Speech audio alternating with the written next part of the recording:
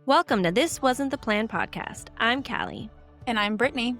and we're two best friends who met during breast cancer treatment in our 30s. This rocked our world, but we managed to get through it together. We've laughed, cried, and learned a lot along the way. This is our real, raw, and honest journey, and we're here to help you feel less alone in yours. Thanks for listening. Now let's get on with the show. Hello, how's it going? Going good. Got a new iPhone, so I've been setting that up for the last hour. Wow. I got it Look out, orange. world. Well, it was free. That is so fun. I know. It was like a free upgrade or whatever. So I Is figured, the camera way better? yeah, the camera's so good. My sister had it. She has this phone, and when we went to the pumpkin patch, it's crazy how much better the camera keeps getting. And I swear mine has always been worse than everybody else's on the planet. I feel the same. Like, is this user error? Are we doing something wrong? Probably. I mean, I've never been great at photography. I just kind of hold the phone up and just start snapping. Like I just take like 1,000 pictures, and I honestly, one's good. my conspiracy theory is that they slowly, like day by day, just this much make your camera worse. Because I'm like, my camera used to be good. Yeah, I I don't felt that way understand. when I did the update, the glass update. I don't know if you did that, and then my phone just started being so weird, and it's honestly a conspiracy. I don't know what the conspiracy is called, but it's a conspiracy for sure, and that is a conspiracy theory I'd like to get on board with. But we'll start talking about that. Um, so anyways, what else is going on? Anything new? Let's see. I go to Kansas City again next week for MRI. So Nice. once I do the MRI, that's on Tuesday, then I will talk to a surgeon and get some options. I've just kind of been in limbo, waiting. I did the mammogram ultrasound 2 weeks ago, and now we'll do the MRI and then do a consult. So Is the MRI are you expecting the MRI to have any kind of different results or better results, or is it more just is it just give you a better visual of where the DCIS is? um, I don't know. I think partially because I have very dense breast tissue, she Huh? always wants to do an MRI. So Mm, like a year ago when I did a consult, that was also the case. I think she's also just very thorough. mhm. But I'm really curious if there will be anything on the MRI because what's left on a mammogram is just residual calcifications, which there's no mass visible or anything like that. So I kind of wonder if the MRI will show that as well. Hmm. Um, so I really don't know what to expect. So we're just gonna find out. Okay, well, I hope it goes well. Those are Yeah, I'm just mostly looking loud. forward to the banging and the loud noises. Yeah. Do they let you put in headphones or not headphones, but earplugs or whatever? They don't give you those little they're what do you call them? They're spongy kind of earplugs. That's it. I think they Earplugs? give. I should bring earplugs. I'm sure they would. This says a lot about me. I fell asleep last time. It's incredible. Yeah, so I mean, you can if you when I was in my brain MRI, I recited a mantra that kind of puts you in a meditative state, Mhm, and like I wasn't asleep, but I was definitely zoned in that. mhm, So mhm. it's So possible. I I guess can that's a see how you good can do that. yeah, just kinda try to use it for prayer or something. The one that I did in Omaha, they let me have headphones, and that was great, but Kansas City Mm. is not, so yeah. That's kind of it in my world. Um, it's fall here, and, it's actually starting to feel like it this week, and the leaves are starting to change colors, and, um, it's also sadly, getting dark really early now, and I think it's, not next week, the week after is daylight savings, Mm. which is always a week I just don't look forward to because I start falling Mhm. asleep at, 5 PM, but, um, So you'll yeah, fall asleep outside of that you'll be sleeping you'll be going to bed when I'm going to bed now. Yeah, no, for real. We've always said that we make great friends even though we live 2 hours apart because, um, we're always doing things like last night we were Marco Poloing cooking dinner at the same time. I'm like, "This is great." Yeah, we eat dinner at 5, you eat dinner at 7, I go to bed at 8, you go to bed at, like, 10, like 8:30, Mhm. 10:30. It really works out.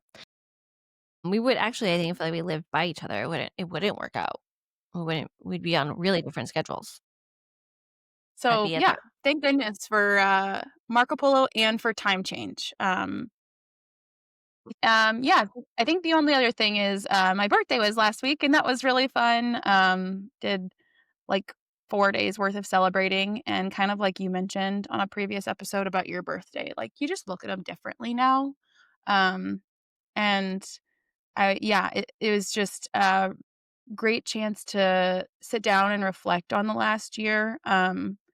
I coming up to my birthday, had a lot of temptation to believe that this was like a throwaway year because I right after my 32nd birthday last year, I went to Kansas City for a surgery consult, and right before my 33rd birthday, I did the same thing. Well, actually, I just started the imaging process. I will be going right after my birthday again. This is just something I try to always do in Breast Cancer Awareness Month, I guess. But Yeah. um yeah, I sat down and journaled a lot about, like, what I did do this year because life doesn't revolve around one singular decision around your cancer care, like, there's so much other life lived. I mean, we started this podcast, and there's so many other great things that happened, and just having a lot of gratitude for that, and, um, yeah, so it was a good week. Nice. Yes. Well, happy birthday again. So I already said it, but might as well say it again. Um, well, Yeah. So how are you doing?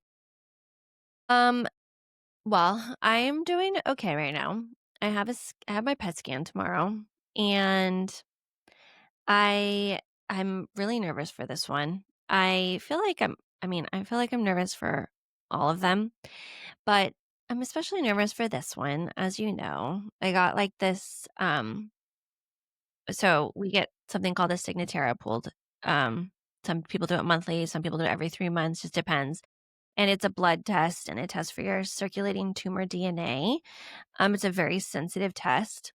And like a few months ago, it spiked super high. And I thought that was really weird. It was like right after I started a new drug. And then I thought, okay, it's just like die off because it can't detect between like dead and live cancer cells, I guess. So I was like, oh, having a huge die off. But it was extremely alarming. And then this time it's skyrocketed. Like I've never even heard of a Signatera test being that high. So I freaked out and have been very hysterically crying. And like today I've centered myself and my inclination was to isolate again. And interestingly, as I'm editing this week's podcast, I'm watching it and it's about community. And the one thing I said on there was like, I talked about how when I first was diagnosed, I isolated and I didn't want to talk to anybody. I just like wanted to retreat and like be alone. And I was like kind of starting to do that. I mean, I called you like immediately. You're literally the first person I called.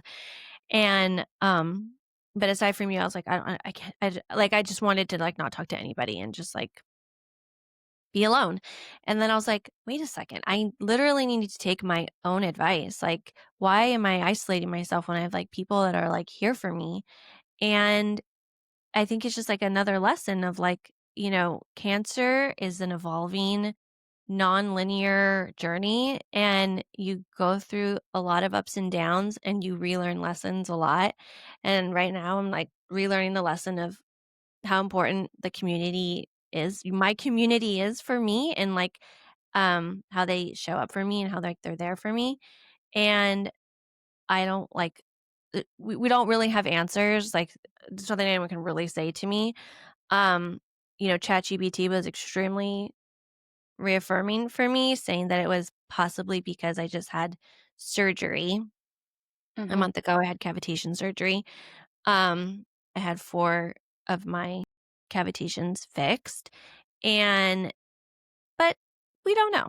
And it's like, of course, I wanna believe ChatGPT because that would mean good things, but we just don't know. So, anyways, I wasn't gonna talk about it, but I think that, like, the more that I share, it heals me, and I know it can help others, and, like, I also, like, tell myself this all the time. It's like, don't worry about things that are not facts. Like, I have no facts right now, so I'm worrying about just, like, things that are make believe, and that's just also I need to surrender, which is, like, an upcoming episode that we were discussing.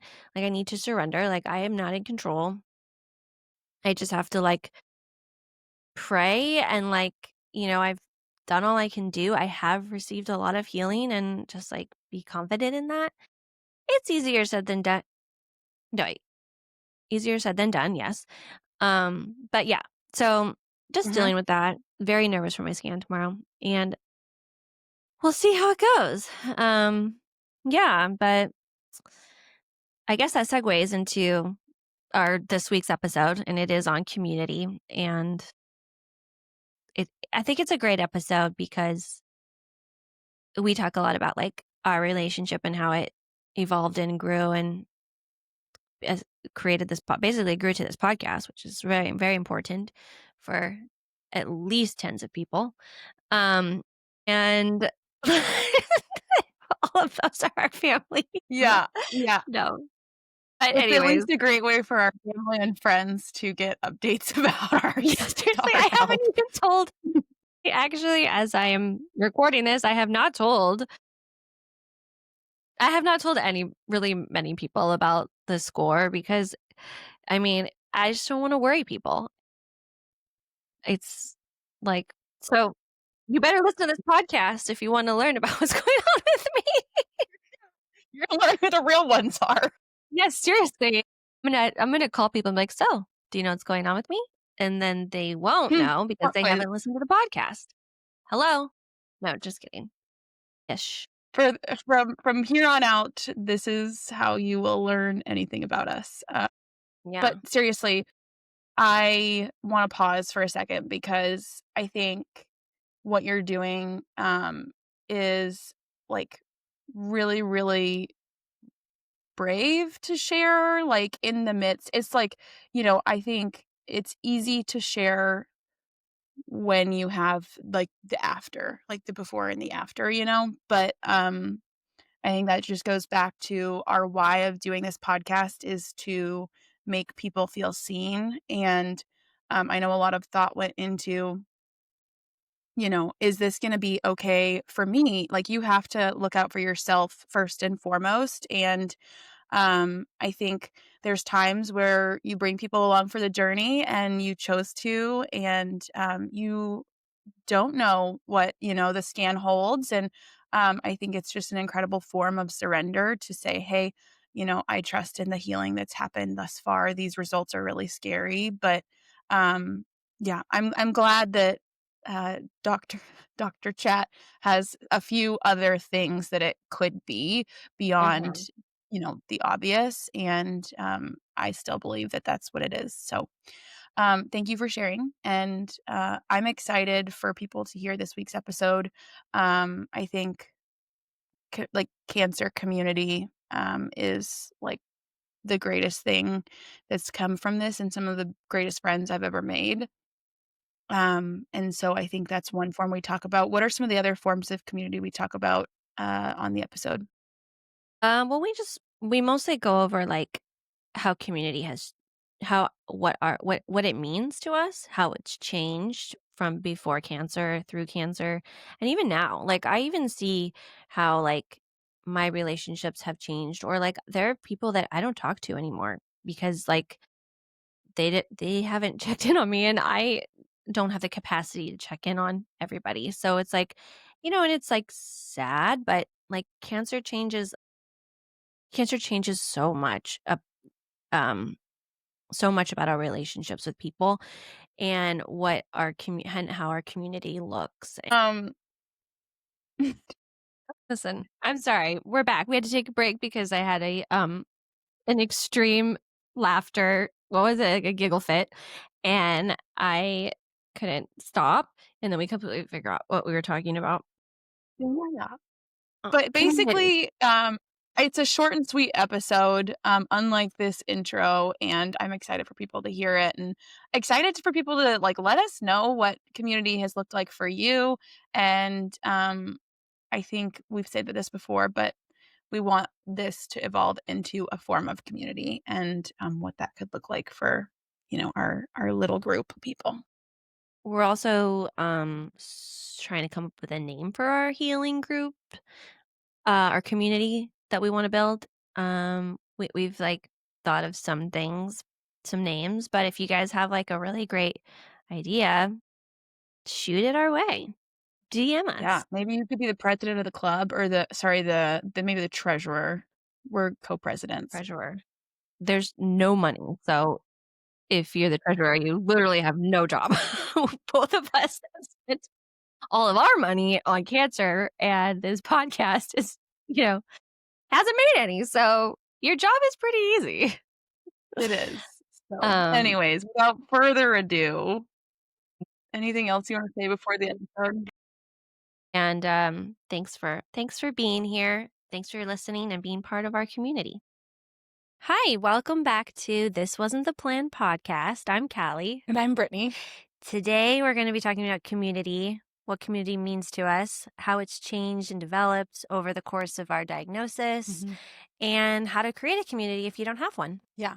Callie and I wouldn't be here today without the community and the support we've found from that or the community we found from each other. So, I want to ask you, what does community mean to you? I think there's a lot of like research around the importance of belonging and community as a health outcome. Mm-hmm. And like so for me it is like I have a history of just kind of like wanting to find that and having a little bit of like issues with belonging. Mm-hmm. And so in my adult life finding like deep friendships, and that doesn't mean it has to be a lot of them, but just the ones where you're like fully known and you Mm-hmm. can be like fully yourself is what I think of when I think of community.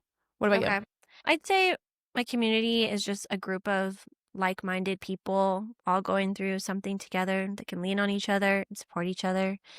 Um, I actually, now that hearing your definition of community, it kind of makes me want to change mine. Oh, Um, but that's what I would think of when I think of community, like people having your back and being there for you and mm-hmm. helping when you need it most. How do you think it relates to healing? Yeah. Okay.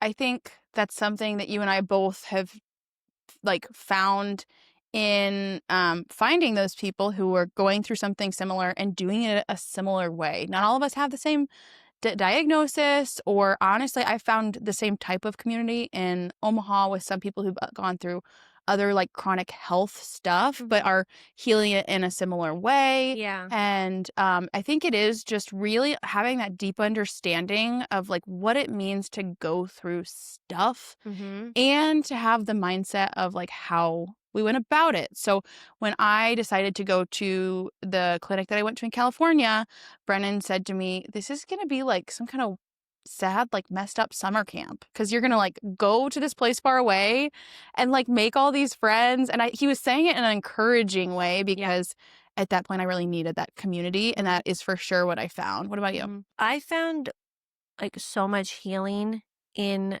community when I started to um open up and like create a broader community like in the healing world.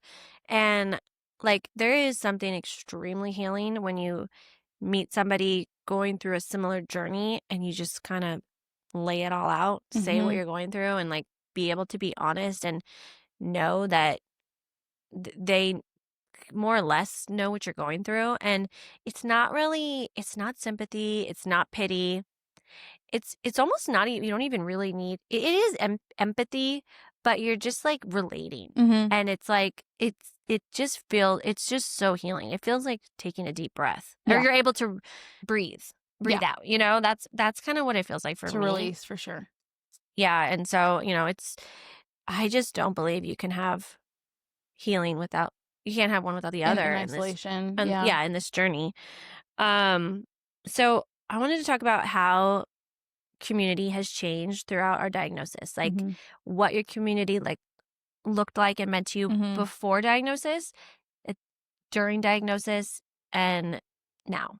Okay. Yeah. So before, for me, community, a lot of it comes from church. That's a Mm-hmm. big place of community for me, and just like finding, again, it's like-minded people who have the same kind of values and are like pursuing the same things in life, and I think that creates depth in friendship. Mm-hmm.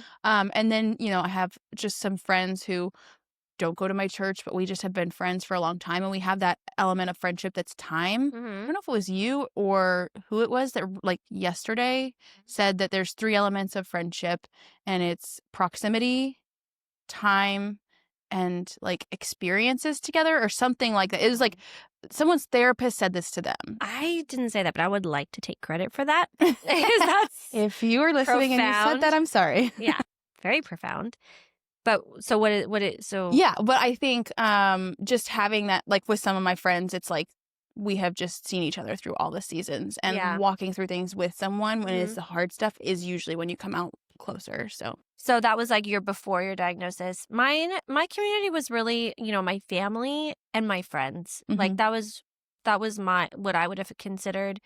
And I mean my like people I talk to regularly, like my Yeah. friends that I talk to regularly, not like social media friends, Mhm. people that I know but haven't seen in a while. I just mean like my close friends and my family. That was really my Mhm. community. Yeah, I think actually hearing you say that, like, the people who I think my sense of community was a lot smaller before Mhm. my diagnosis. Mhm. I had, like, 3 close friends, and that Mhm. was it. I was just in a season that was a little bit harder, Mhm. and my family. Yeah. Of course, like, me and my family are very close, but it was, like, that was kind of it. So, Yeah. it's expanded for sure. And then at diagnosis, what was your community like? I think that might be where the church part of the community showed up. Mhm. Like, our small group came together and gave us like $1,500 of Whole Foods gift cards Oh. because they knew that I was crispy cancering like it was my full-time job. Yeah. And that was really special. I mean, my family, like, just sitting in the deep hard part, Mhm. that was obviously one of the hugest pieces going back to my story and, like, Yeah. making those decisions. My husband just, like, being, like, I know some people who go through this, without, like, a person, like, a support person up Mhm. close in their life, Mhm. and I admire them so much because I did not have a lot of that resilience within myself at the Mhm. moment. Like, I had someone who was kinda holding me through it. So, what about Yeah. you? So at the time of diagnosis, interestingly, I pushed away my community. Mm, I buried myself. I was like, I don't want to see anybody because if I have to see them, I have to talk about it. I have to see their reactions. I wasn't ready to accept it. Um, I just wanted to be at home with my baby, and like didn't I don't know. I just like didn't. mhm. I had a community, but I just denied Yeah. everything. Which is looking back, I feel so silly that I did that. I mean, obviously I had no control. I can't change anything, but it was Yeah. just my reaction. I was really depressed and scared and wasn't ready to face anything. But looking Mhm. back, if I could change it, I would have let my community really be there for me. Like Mhm. I didn't want to have family over and I didn't want them to like meet the baby because I was like, they're gonna ask me about the cancer and I'm not gonna be able to talk about it. I'm gonna cry and I don't want to Mhm. talk about it. And then I was like, sounds crazy, but I was kind of like sometimes also at the same time jealous that they wanted to see this baby and they didn't want to see me and like they didn't want to see me. It was Like I was both. just like really complicated stuff. Yeah. So People can't win sometimes yeah, when you're in these. I was messed up in the head Yeah. at the I time. think, like, the piece of that I really, like, resonate with was, I was so deep in grief about the season that I thought I was supposed to be in going into. I already felt super behind Mhm. because like most of the people in my community Mhm. already had kids and I was like trying to play catch up, Mhm. and I felt like that would get me to like a full sense of belonging or Mhm. whatever. And so I think in that sense, it was really hard for probably like 8 months to be around, not to be around people, but just I had to like Mhm. know that the duality of my grief and my happiness for others was Mhm. there, and like honor when I needed to step back. Yeah. Once you got into like active treatment Mhm. that season, what did your community look like for you then? Did it stay Mhm. the same as like the beginning, or do you feel like it expanded or shrunk? What do you? It was like shrinking and expanding all at once Mhm. because like I think I kind of outlined my weekly schedule for 6 months basically straight was did not allow time for me to do anything with friends. So there was most of 2024 I didn't hang out with people, I didn't go to social stuff. I was always either actively recovering at home and getting my home ready for Mhm. the next week and getting groceries, or working or going to California. And also going to the clinic where we met, that is where community really expanded in a new and beautiful way. And, Mhm. um, you know, coming alongside other people and like cheering for them and listening to their hardships Mhm. while going through your own. And it's just strange to have such a broad network of people all facing some major, major hards together. Like, Mhm. I posted this one time. It's just like, imagine if four of your best friends all got a cancer diagnosis Yeah. and it was like, they're just going through it. And like, that is what we walk through. Yeah. What about you?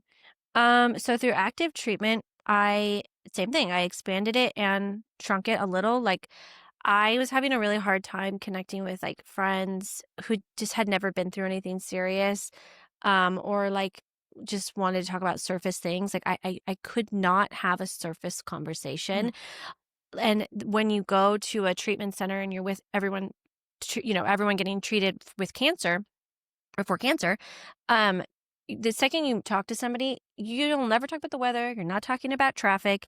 It's what's your diagnosis? What are you doing? Like you just get to Yes. the deep stuff so fast that you connect immediately.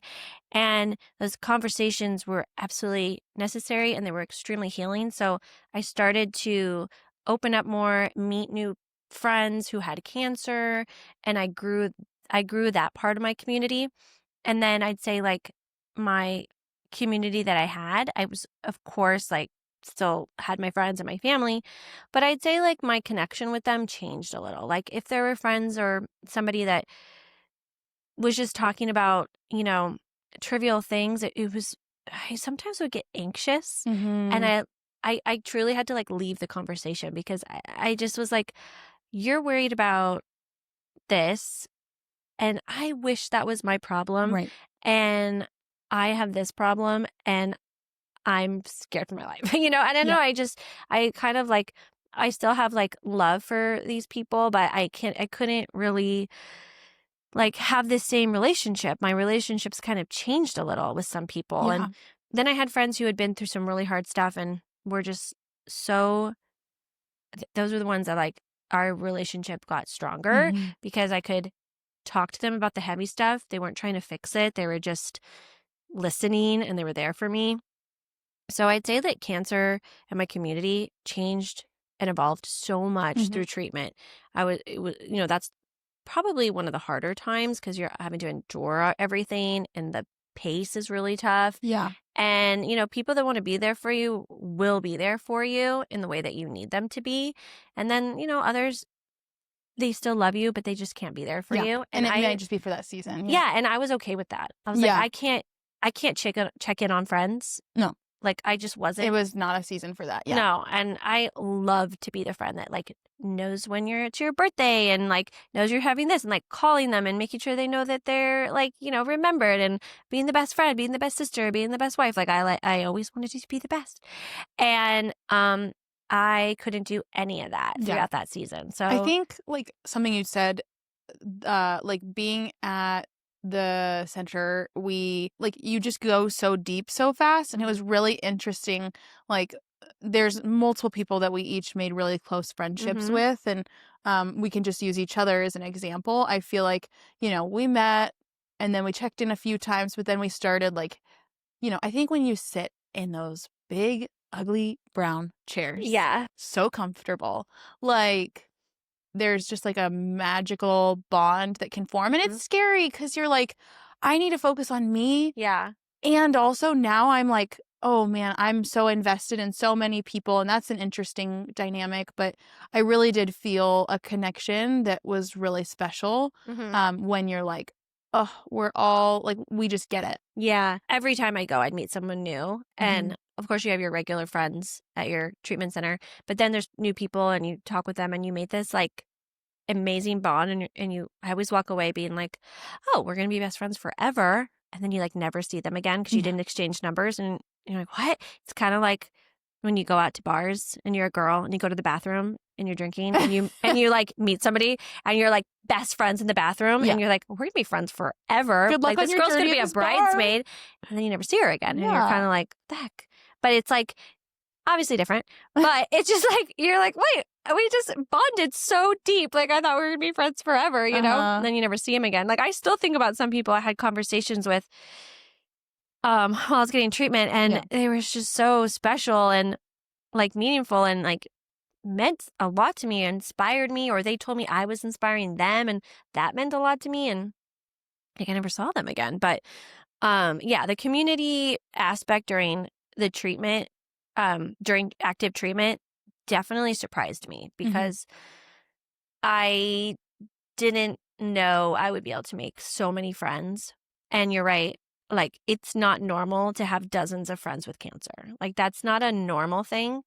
And I will say, during treatment, it feels normal because we're all going through it, right? Yeah. But then when you're like, and this kind of segues into it, like when you're in the post-treatment, the in-between, maybe you're in remission, maybe you're close, maybe you're not doing active treatment, you're in that in-between. Then it starts to feel, you're kind of like getting back into the real world and your life is starting to kind of normalize a little bit. And you are like, wait, I have dozens of friends with cancer. And then it does feel a little strange. Because you're like interacting with the like normal world more, Yeah. and you're like, whoa. Yeah, you're like able to have like kind of normal conversations again about the weather and traffic patterns. Yeah, like reality TV, my favorite thing to talk about. And you're like, wait, but I have dozens of friends with cancer, and like, this, I don't know how to. And now we're all navigate out that. in the ether, Mhm. not like us sitting together. I haven't seen you in 8 months. Yeah. Which is crazy. I miss you every day on Marco Polo. Yeah. But it was really hard for me to go from that support network being like every week I was there for a couple days and I was plugged into that community to like, boop, I'm out. I'm out of that and I'm in the real world and I'm really, it was a hard transition. Yeah. We should talk about how we kind of developed our bond. Oh, because yeah. I know of like everyone I met, I definitely have the strongest bond with you, which is why we created our podcast. But we should talk about how we met. Yeah, let's do it. So, okay, I remember it. I had been at the cancer center, or like the center that we were going to, for I guess it would have been like maybe a week. I mean, not even. I think it was just a few days. I was very new. And I was a seasoned pro of 14 days. And I don't know why I was there by myself at that point, but I don't remember being with And you anybody. were not sitting in your normal spot. Yeah, I was like in the front. There wasn't like a lot of, there was no space in the back.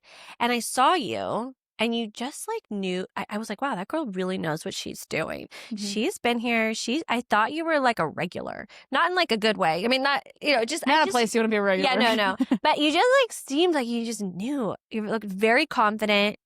And I was like, I can't wait to be like that. I can't wait to be like her because I was scared and nervous. There was a and I didn't know girl what to who expect. I saw who was the same. Okay. On my first day, I was a little like shaking puppy. Yeah. And she just like was bouncing around like the coolest person I've ever seen. And I found her on Instagram like a year later. It's just fun to see. Anyways. Yeah. I then think you gained confidence. You struck up a conversation with me. Yes. Which is not my norm, but I was really forcing myself. Like I don't love to like like put myself out there to people I Yeah. don't know. But Mhm. yeah, I honestly don't even know why, but we just started talking. We didn't even talk that long. I had to go to some appointment. So we talked Yeah. for maybe 5 to 10 minutes. But you gave me your Yeah. number, At the and end, I was just like, I said it and I'm like, that's kind of awkward. Like, I barely talked to this girl and I asked her for her number. oh, I loved it. I was so happy you did, and I was like, oh, maybe that's what people do here. Maybe people do get Mhm. like each other's numbers and they talk. And I remember you asked me about the cancer, and I said I was stage 2, and then you told me you were stage 3, and you started to cry,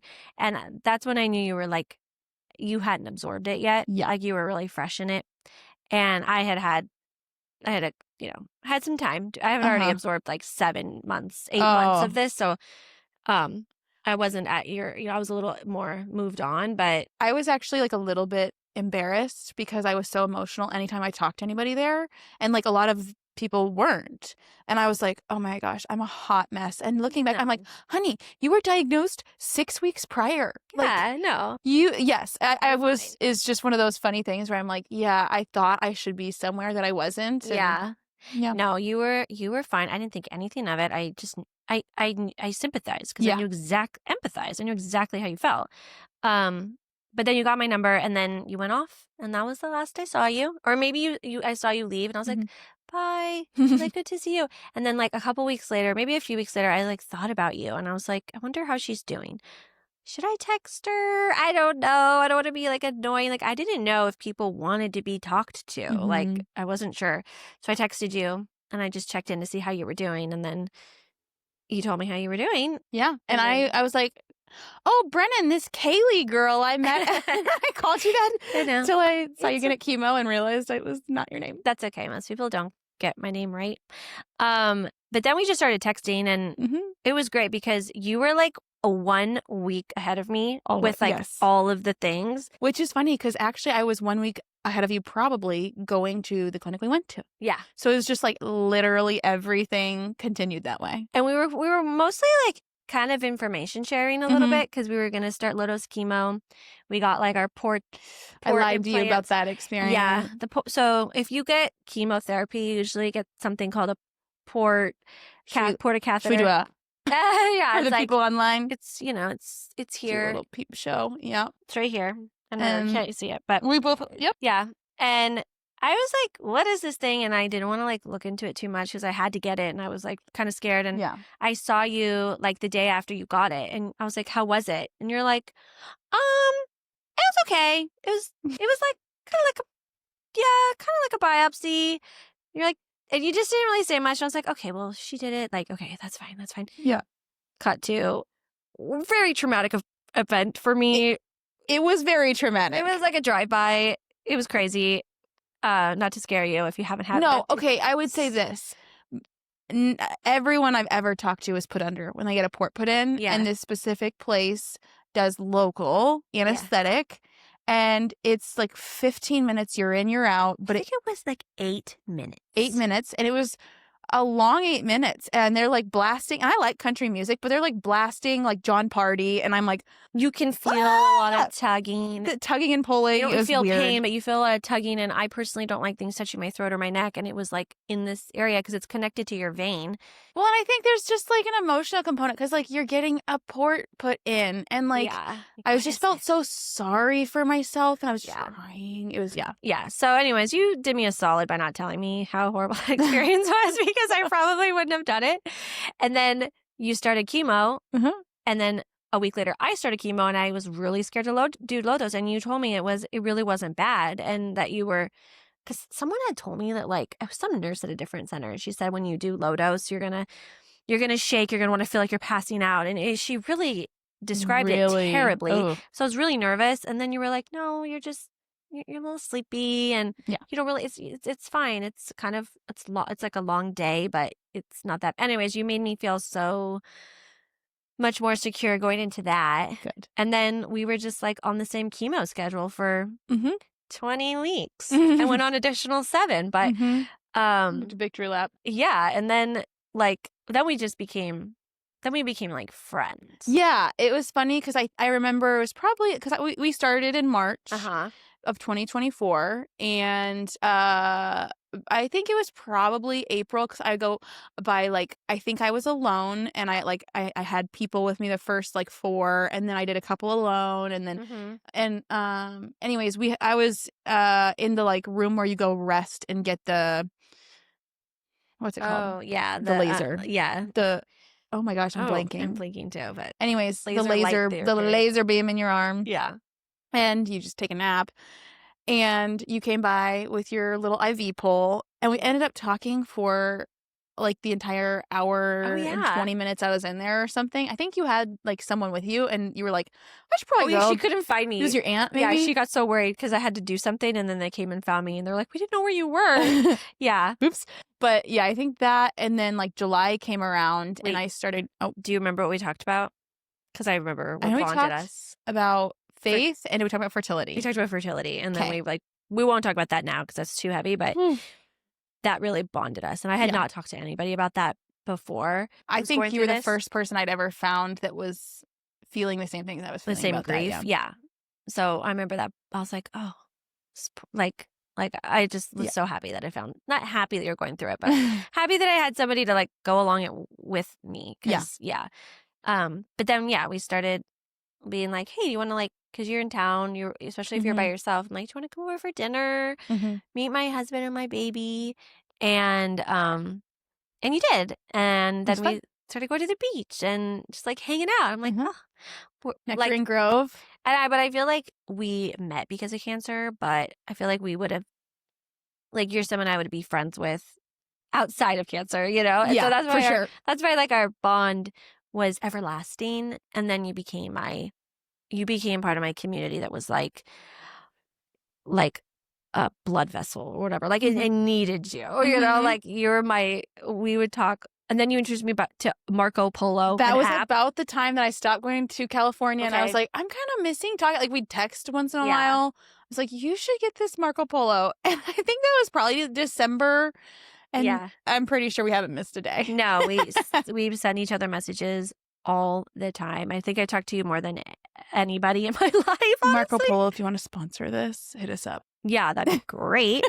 And you know, and just like we just would always have these like deep, we were like really processing and working through our cancer diagnosis together. Like I remember we just would just talk about like what led to the cancer, like, you know, things I didn't tell friends, and like I don't know, people didn't know, and like it really helped. And when you can create, like, sometimes community is small, sometimes it's large, sometimes it's just like one part of your community that is so important, and you were like just a part of my community that I could not imagine going through without.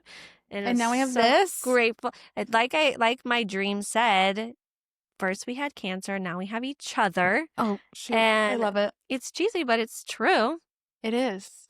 So, okay, how would you tell somebody going through this that doesn't have a community, like how to create it and how to find it? The biggest thing of looking back on what you just said, which gives me all the feels. And I also feel for maybe someone watching this who doesn't have, because like I mentioned very briefly, like I think I spent a lot of my life watching this and being like, I want that, you know? And for someone going through that, I feel for you, and sometimes you have to put yourself out there. I was not comfortable in being like, hi, want to be my friend? And I wasn't comfortable, or whichever of us led with, you know, the fertility grief and this. But like when you're thrust into a cancer diagnosis, you just get okay not being okay, and you get okay being vulnerable. Yeah. And it allowed me to, I think, break down some walls that I usually have up when I meet people. So just open up, and I think you'll find your way to people.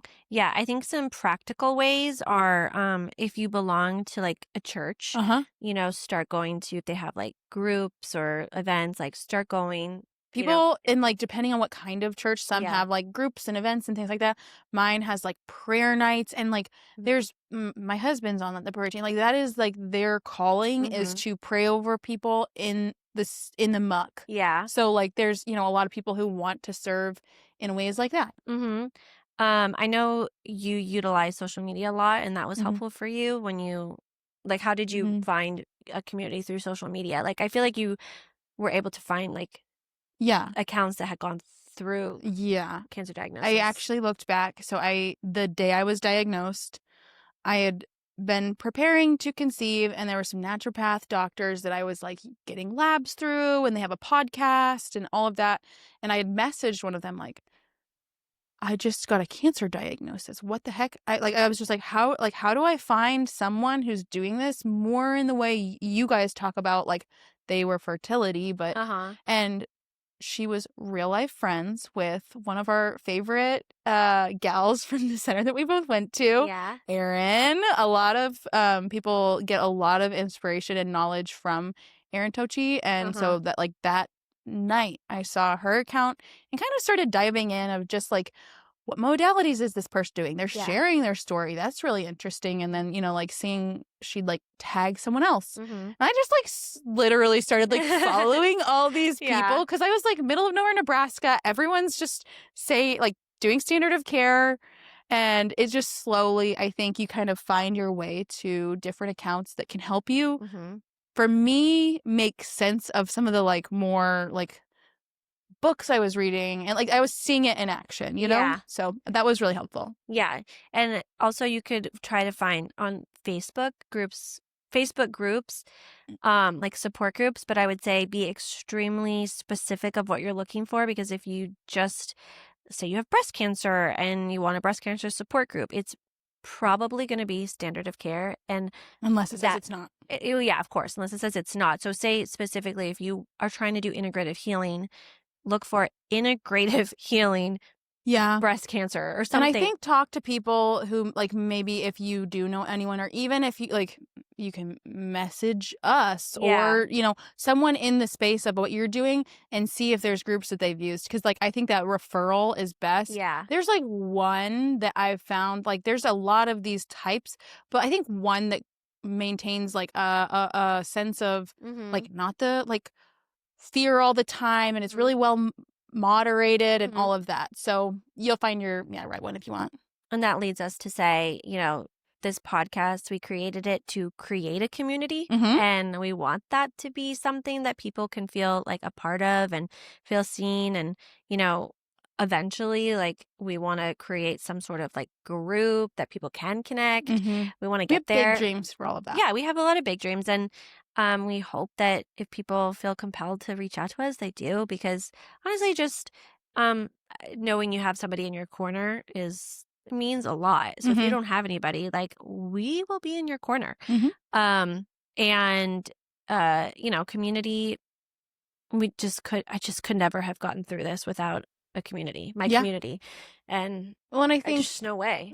Like even there was this night that I don't remember who it was. Maybe one of our friends was like, we should all go out to dinner.